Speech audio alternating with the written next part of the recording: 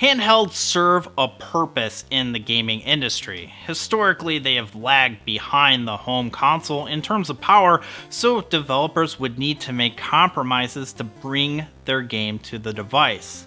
And those compromises created a scenario where developers could take a risk and create an experience that you wouldn't normally find on home consoles. New characters, different settings for beloved characters, or experimental gameplay implementations. That being said, it hasn't stopped companies from trying to give you the home console experience on the go or bring the handheld onto the big screen. And the Nintendo Switch seems to have finally popularized the idea that a console can also be a handheld and vice versa. Playing Breath of the Wild on the go is fundamentally no different than playing it on your TV because you can literally drop your handheld into the dock and play it on your TV seamlessly. And even though the Nintendo Switch Lite is a dedicated handheld, the divide between handheld and console is so blurred that you'd be hard-pressed to find a dedicated handheld that also offers a unique gaming experience, which is why the Playdate is so exciting. The Playdate aims to create an environment for people to play and create games that are creative and experimental to bring back a form of gaming that appears to be disappearing by each passing day. The Playdate is a handheld from Panic, the publishers behind Firewatch and Untitled Goose Game, made in collaboration with Teenage Engineering, producers of stylish but niche audio hardware. And while the handheld has a similar form factor to that of the Nintendo Game Boy from the late 80s, even adopting a black and white screen, what sets the Playdate apart from any other copycat handheld is the crank. And it can be yours for only $180 plus shipping, putting it in the same price range as a Nintendo Switch Lite. Is it worth it? Let's find out. The first thing that you'll notice is the Playdate size. It's 2 3/4 inch square, and it's also remarkably thin, especially when you compare it to other handhelds, even the modern ones. I'd say that the thinness is similar to that of a cell phone rather than a home console. The Switch is thin but not as small. Sure, it's made out of plastic, but the body has this matte finish to it that gives it a premium feel, and it doesn't feel like plastic. I think it also helps that there are brushed metal screws on the corners of the device that contrast with all the yellow, and the plastic looks like it's dyed throughout instead of painted. For its size, it has some heft to it, but the weight is balanced so not to feel as noticeable, and when you pick it up, it feels just right. Playdate is a square with almost all of its buttons on the face. The speaker, D-pad, A and B button, along with the home button, are all there on the face. The buttons all have a click to them and don't feel mushy, and I'll talk about the screen in a little bit. On top is a power button that can be used to wake the device or shut it down, and on the bottom is a USB-C port and a headphone jack. And there's nothing on the left of this device, which is kind of a shame, but I get their direction. And on the right side is the crank, and the crank is the main selling point of the Playdate, and it juts out ever so slightly, and the aluminum arm contrasts with the yellow body, just inviting you to touch it. To keep the arm in place during travel, there's a divot where the crank handle rests, and to get the crank going, you simply pull straight out and adjust it so that the handle is facing out. I did get the optional case, which gives you a little bit more peace of mind to protect the screen from any scratches when you put it in your pocket. I don't think that it would help any if you dropped it though, as it's cut pretty much for the dimensions of the Playdate itself. It's similar to an iPad cover. I do like that the purple kind of clashes, but I do wish that you had an option to get it in different colors so that you can customize the Playdate just a little bit.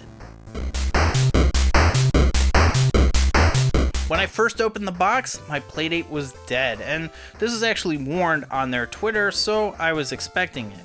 It took about 30 to 40 minutes to go from dead to a state where I could power it on and it would let me set it up, and setup was kind of straightforward, although I did have issues connecting to my Wi-Fi. It took a couple of times to connect, but once it did, the Playdate immediately took me to register my device, and then I downloaded system updates, and now my Playdate is ready to go, and there's only 2 games. What the flip?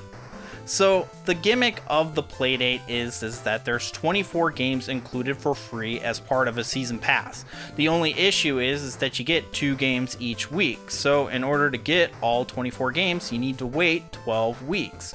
And I think it's pretty cool that they trickle them out this way, because it does force you to spend some time with the games you have first, but over time I'll just have more games to choose from, and by the end, unless I really want to give these games a try, those 2 final games might not get as much of a fair shake as the others before it. The other thing is that if you at home get your Playdate, say 2 months or even a year from now, you're starting at square one and now are kind of behind the curve with other Playdate players. So if you really care about the surprise of the games, I would skip this next part. However, if you don't want to wait for the 2 games every week to be pushed to your console, you can find games that people have already developed for the Playdate and sideload the games onto the device.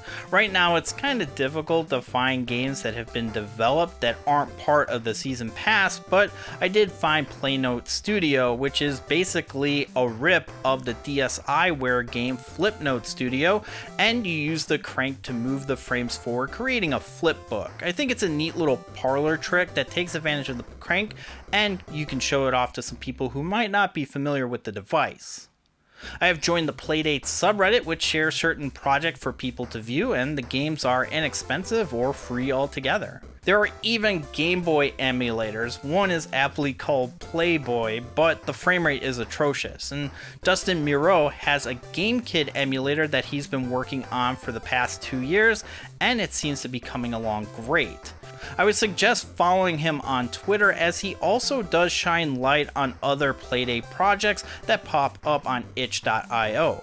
As more and more people start getting their Playdates, I think that we'll see a more robust fan community of games. But for now, there's the season pass, and so far I have 4 games: Whitewater Wipeout, Casual Birder, Time Travel Adventures, and Boogie Loops. The thing that I can appreciate is that these games couldn't be closer to each other in terms of gameplay and design. Whitewater Wipeout is a game that uses the crank and the D-pad for controls. You surf, and your goal is to pull off as many stunts as possible before crashing. As I continued to play it, I started to figure out how to pull moves off, and eventually my score grew from the low 200s to the mid 2000s. And there are worldwide leaderboards that I refuse to acknowledge, because there's always somebody who's a god at these games and scores in the hundreds of millions or something. Still, it's a good game to play in short intervals, and the soundtrack is pretty dope.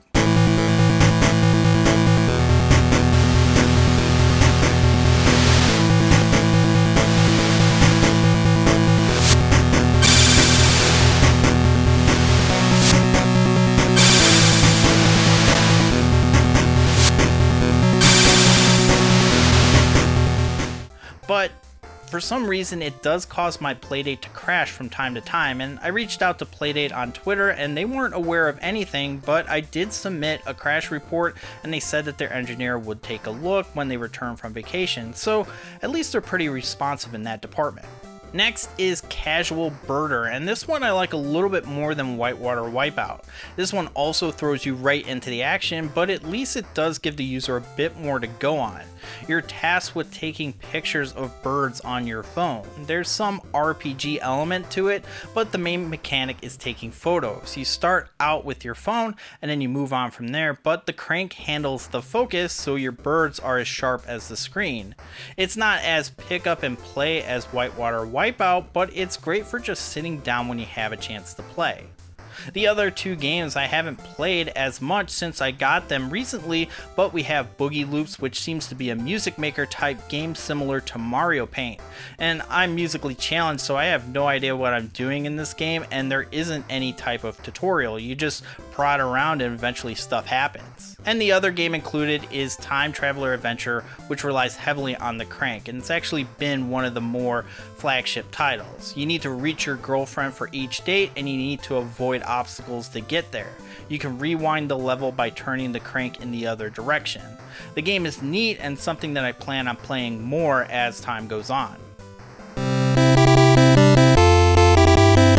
Let's talk about that screen. It's pretty divisive, not because it's black and white. People find that rather refreshing, and black and white tends to create sharper pixels, but that's only the case when you have proper lighting, because the screen isn't backlit, and for some that's a deal breaker. The screen can get pretty bright with little light. I've tested it in a couple of different rooms. We don't usually have overhead lighting in our house, and with the lights dimmed as we were winding down before bed, I didn't really have an issue seeing what was on the screen. The only time that I couldn't see it at all was when there was no lights on and it was dark out. So it's not like the original Game Boy when you needed either full sunlight or a direct light source to enjoy the console. You can see here that the Game Boy gets kind of tricky to see where the Playdate reflects just fine. The only scenario where I couldn't see it was when it was super dark or the light source was behind the Playdate. When I turned off all of the lights in my room save for my computer monitor, I couldn't see the screen, but when I had the Playdate facing the monitor, it was enough to light up and play the full game. So I see why people might want a backlight. Maybe you want to keep this by your nightstand and crank one out before bed and you don't want to disturb your partner. Or maybe you're on the train or some other public transit where lighting isn't optimal. It limits where you can actually play the Playdate, and that seems to be deliberate on Playdate's part. They do at least offer a mirror mode for your computer to allow you to play on the computer monitor if you need a bigger screen or if lighting is an issue. But for what it costs, I can understand why people might be turned off by the seemingly unnecessary retro throwback.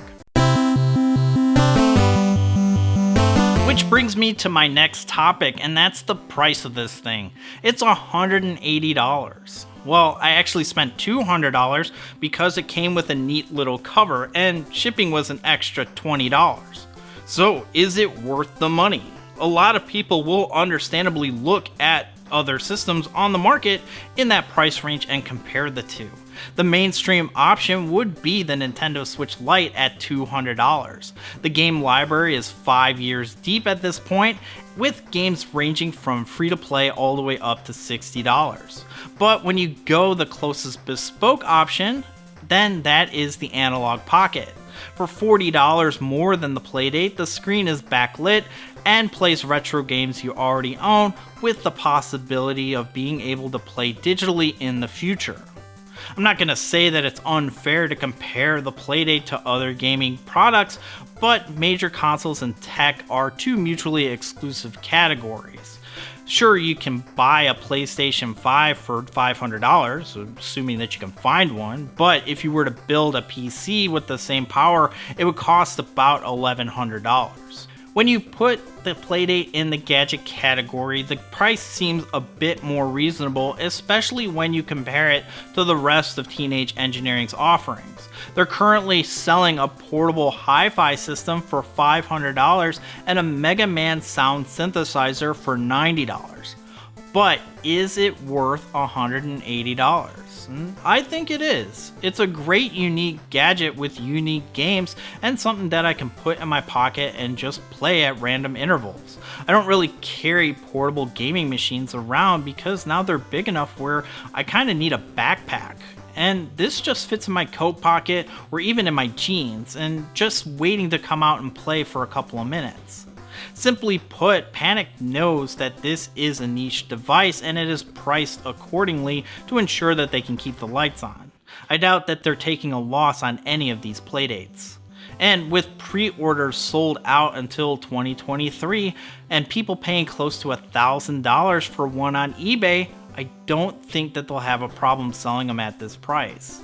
And as more people get their hands on them, the perceived value of the Playdate is sure to grow over time. That being said, the Playdate isn't perfect and there are some drawbacks. And I wish I had a better segue for this, but I don't. The Playdate is cute, it's quirky, and it feels premium. That being said, it's obviously not for everybody. Chances are is that if you knew that you were going to love the Playdate, you already pre-ordered one, or maybe you did so because of the FOMO. I mean, they're sold out until 2023 with the first wave still trickling out.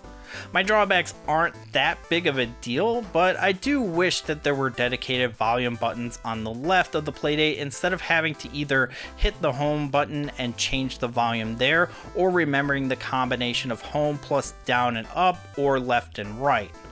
The other drawback, at least for me, is the crank itself. I love the crank, but I wish it had more resistance when you turned it. It feels like you're winding a fishing reel with no fishing line at it. I also wish that there wasn't a limit to how fast you can turn the crank. When you're playing Whitewater Wipeout, for example, you would think that the faster you rotate the crank, the quicker that you would rotate in the game. That's not the case. It's specifically dependent on how fast your character is going in the game, and the speed is built by pulling off stunts, and the more you pull off, the faster you go. The crank doesn't have an impact as to how fast you spin. In fact, the game lets you know to spin faster, you can press either the left or the right on the D-pad. The other gripe is that as an early adopter, there isn't a whole lot going on with the system outside of the Season 1 games and random homebrew projects. But I'm sure as people start to get their Playdates, that will change, and even if you're not a fan of the Season 1 trickle, there will be plenty of other games to tide you over. I really didn't think that I would have much to say about the Playdate, but I found myself enjoying it a lot. It's a system that you can wake up and enjoy and then put it away after you're done.